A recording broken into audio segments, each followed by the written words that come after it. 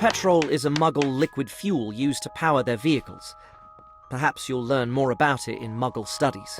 Feeling any better? Yes, Mr. Potter. Thanks for asking. I've been practicing my Patronus charm. Expecto Patronum! That's definitely an improvement. Keep it up. I wish I could cast a corporeal Patronus, though. Concentration is key to casting a Patronus, and believing you can do it will help more than you might imagine. Trust me. Alright, let's try again. This time...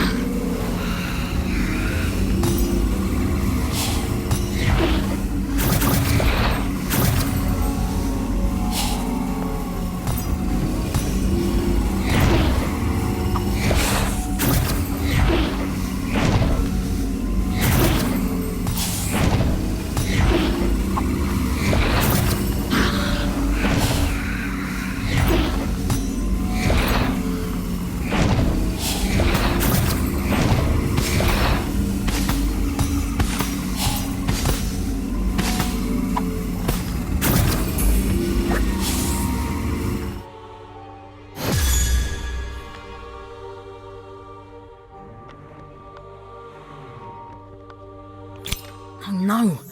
I thought I had it that time. I really did. And that proves you can do it. You only need to work on your concentration. I might have another suggestion. Some wizards require a kind of psychic shock to produce a Patronus for the first time. Psychic shock? Real danger, which I'm not advocating, of course. I'm only suggesting you might try to get to know yourself better. Work on staying composed in the face of stressful situations, should they arise. I don't mean to pry, but did, psychic shock work for you when you first cast a corporeal Patronus? Indeed, it was a moment of danger and great confusion, but I do want to remind you that an incorporeal Patronus is already quite the achievement at your age. Many try and fail for years before they're capable of such a feat. You've probably had enough chocolate for a lifetime these weeks, but have another one. It'll make you feel better.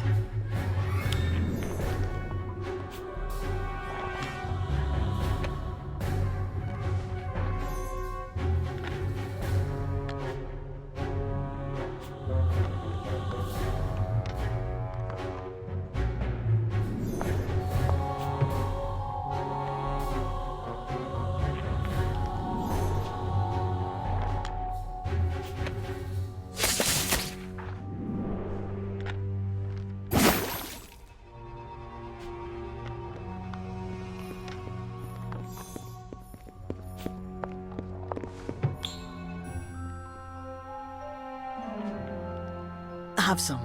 It'll make you feel better. It's you. You didn't rat me out. Seeing as you're not chained up in one of Filch's dungeons? No, I did not. And what do you want for it? I've not a sickle to my name. Good thing I wasn't counting on that. Scriven shafts broke, my manuscripts burnt to a crisp.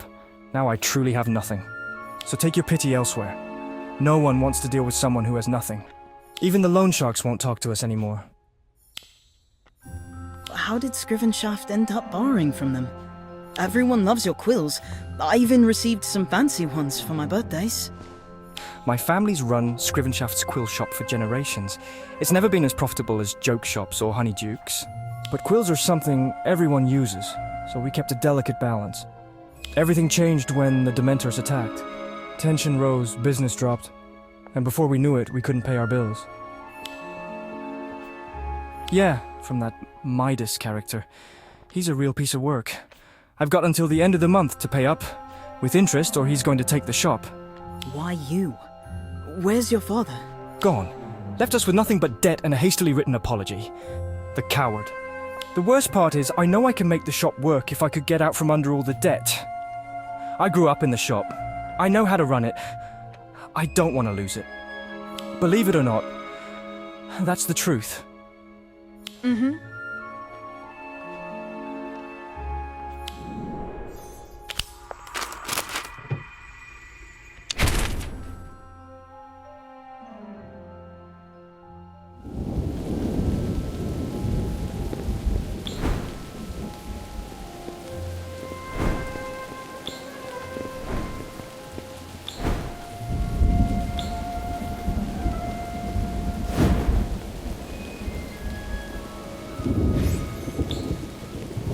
Earlier.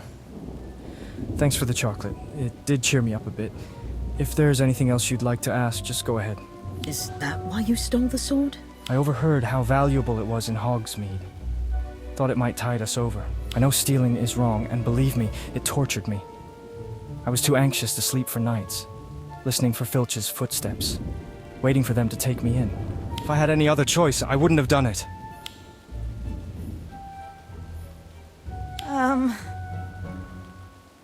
Sorry, it was just lying there and my mind went blank for a second.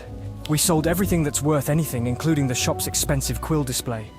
It just wasn't enough. Sometimes I write on the side. Wanted to sell my manuscripts today, but the pawn shop said they didn't take scrap paper. Well, it doesn't matter now. They're all gone. I would turn myself in to Professor McGonagall, but who would save the shop then? You must think it's a pointless struggle. It's impossible for a kid anyway. Look, Wenshi. I can't promise that we'll find the perfect solution. But if you agree to turn yourself in afterwards, my friends and I will do what we can to help raise the funds for you. What? Is this some sort of sick joke? Scrivenshaft's been around for forever. It's the right thing to do. Besides, there's something strange about these Dementor attacks. I can't put my finger on it just yet. Where should we start? Hogsmeade and its residents.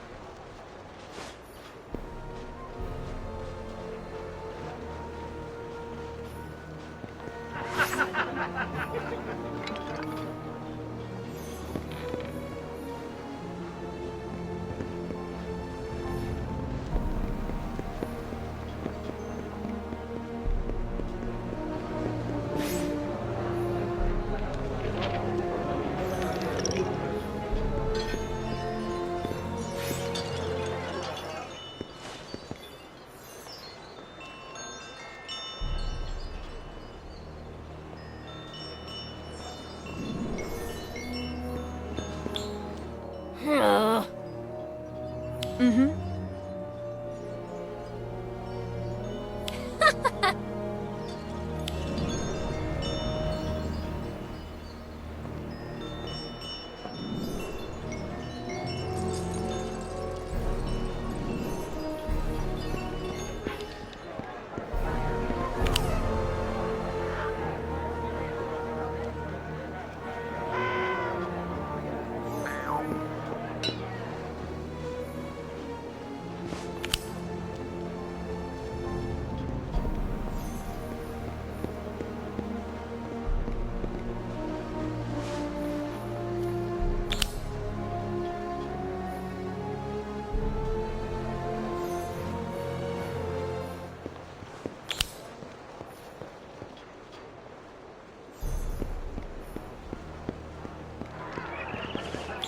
Everyone's so on edge. Even more than the last time we visited Hogsmeade. Most of the villagers seem reluctant to even leave their homes. It's obvious the Dementor attacks are taking a toll on everyone's sanity. They're taking a toll on business too. When we were here the other day, Mrs. Flume said Honeydukes was already seeing fewer customers. I imagine it's the same for Scrivenshafts? Let's just say I've seen graveyards that were livelier than our shop right now. Haven't the Ministry stationed auras around the village? Yes, but it's hard to find their presence very reassuring when people are still being attacked. Still, even with all the patrols? Dementors are devious, no doubt about that, but to identify and slip through holes in the Ministry's defenses... In any case, the situation is now even more hopeless than the last time I visited. I'd hoped to put on one last big fundraising push, but that seems impossible now. I may be a brilliant young entrepreneur, but I'm not a miracle worker. It seems to me that Hogsmeade just needs some serious cheering up. Yeah, with the Dementors lurking, the only reason anyone's out is to buy... Wait, I think I know just the place for your fundraiser, Wenshi.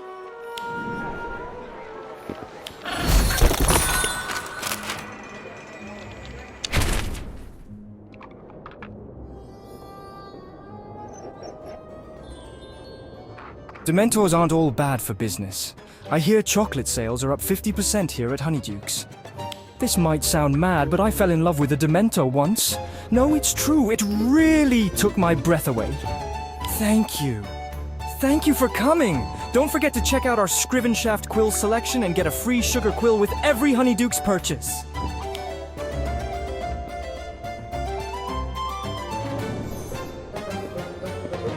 Did you hear that? Laughter! Who knew Dementors could be funny? I think everyone just needed an excuse to laugh.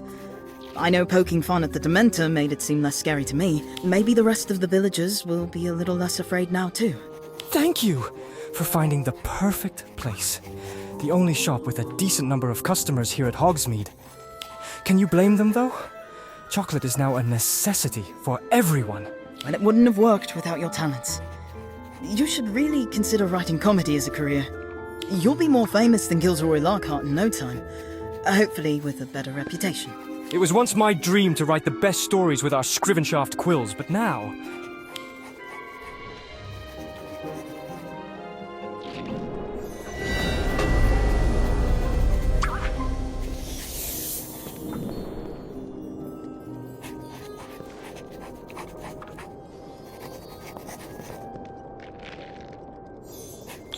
Quite a crowd, Wenshi. I must say I'm impressed. Your little impromptu promotion appears to be working. Thought I'd never see a Scrivenshaft quill on sale ever again. Sorry to disappoint you. Come now, I only want what's best for you and your family. Where are my manners? Midas Gulve, entrepreneur, man of the people. Huh, you're no man of the people. You'd rather put us out on the street than miss one of your precious payments. Not true, Wenshi. I'd hate to see your family lose the shop. But then, I have to look after my own business interests, don't I? You can't blame a wizard for that. Your only interest is in causing others misery, which means you're not welcome here. Clearly, I won't be changing your mind. Still, I do hope you're successful, Wenshi. Either way, we'll be seeing each other again. Soon. Good day.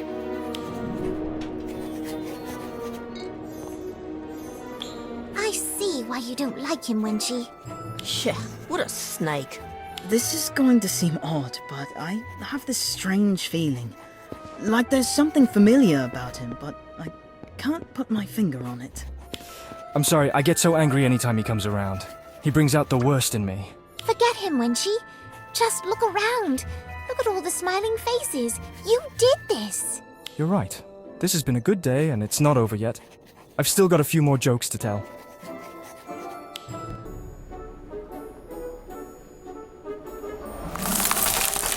Oh no. It's the Dementor! Ivy! Daniel! Run!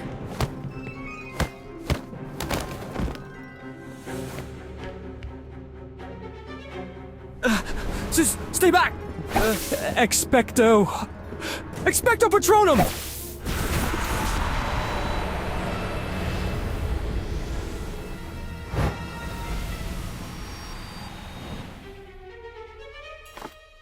Expecto Patronum!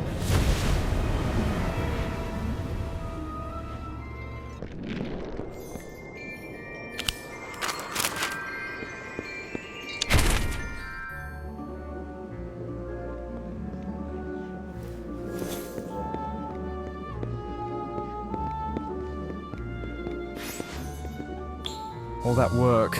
For nothing. I doubt anyone will set foot in the shop again. We're finished. Don't talk like that. I'm sure we can think of something. I don't know, Ivy. I feel like we might have done more harm than good. That thing was attracted to the happiness in the room, right?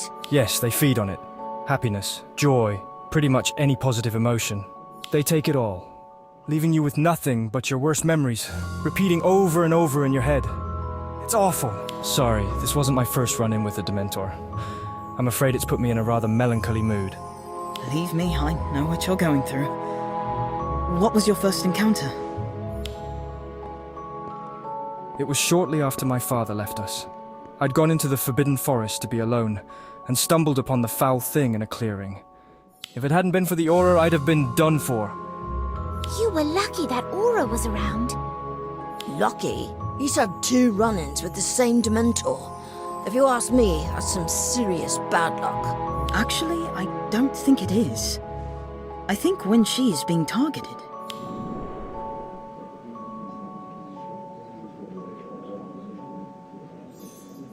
What are you talking about? In the shop, I'm almost certain Midas had something to do with the attack. When the Dementor went after you, he was smiling. I know he doesn't like me, and the feeling is definitely mutual. But to actually direct a Dementor to attack someone, is that even possible? Yes. We've had a bit of experience in that department. Suffice to say, yes, he could be directing the Dementor to attack you. The question is, why? To keep me from coming up with the money, obviously. That doesn't seem likely. But why? I'd have thought he'd rather have the money than a business to take care of. Actually, he's been going around town trying to buy out a lot of the businesses in Hogsmeade. I don't know why. Of course. That's why he looks so familiar. I ran into him in Honeydukes. Literally. I knocked the briefcase out of his hand, spilled the contents all over the floor. He got rather upset when I tried to help clean up the mess. Did he? What was in the briefcase? Papers, mostly. And there was something else. What was it? Sorry, I can't remember. Finally, a job for the potioneer.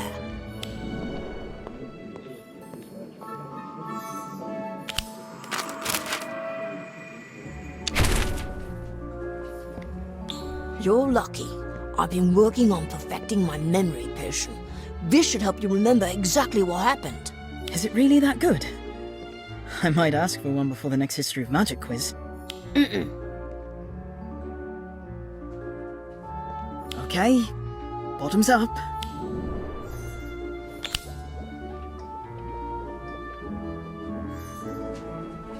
I'll keep that in mind if Professor Slughorn decides to start grading our potions on taste alone. So, what do you remember? Okay, it's starting to come back. It was definitely Midas that I bumped into. He dropped his briefcase, which popped open, spilling a bunch of papers, and... Oh! It was a wand! Except it looked like a quill. Describe it exactly. Okay. About 12 inches long, slender, almost black in color, except the tip, which was bone white. And on the other end, a feather. That's why I thought it was a quill. You just described my father's wand. Really? Midas got very angry when I picked it up, snatched it out of my hands and took off. But if it's your father's... How did he get it? I don't know. Maybe your father pawned it before he left to pay down the debt? No. That wand is a family heirloom. He loves it. He'd sooner lose the shop. There's no way he'd give it up unless Midas took it from him. My father could be kidnapped. Or worse.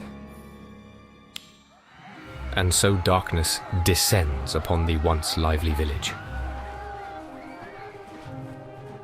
A necessary cleansing, I would call it.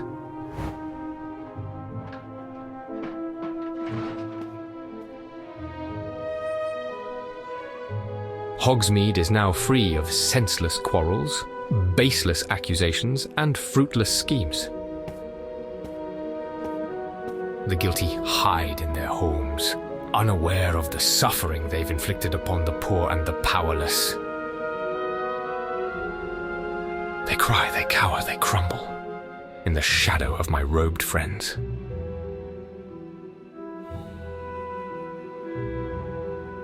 Hogsmeade has been transformed. And so begins the reign of their new, ruthless king.